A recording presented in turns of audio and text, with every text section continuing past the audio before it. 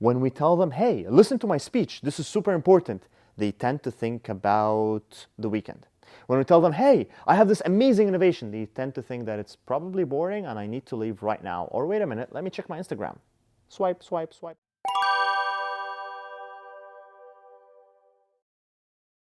Do not think of a green elephant. Come on, like that's not cool. I told you not to think about it.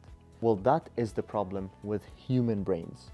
When we tell them, hey, listen to my speech, this is super important, they tend to think about the weekend. When we tell them, hey, I have this amazing innovation, they tend to think that it's probably boring and I need to leave right now. Or wait a minute, let me check my Instagram. Swipe, swipe, swipe.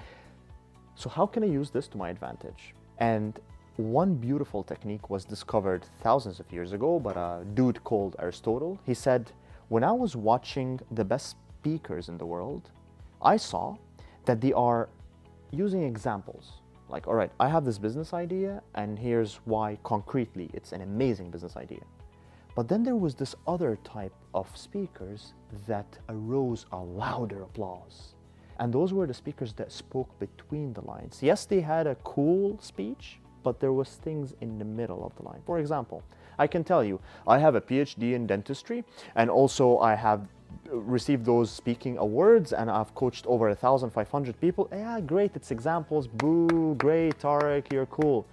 But if I tell you about how I'm driven to be able to share what I've learned with the most amount of people, how I love seeing innovations come out of the labs and get into the market, that's a total different story.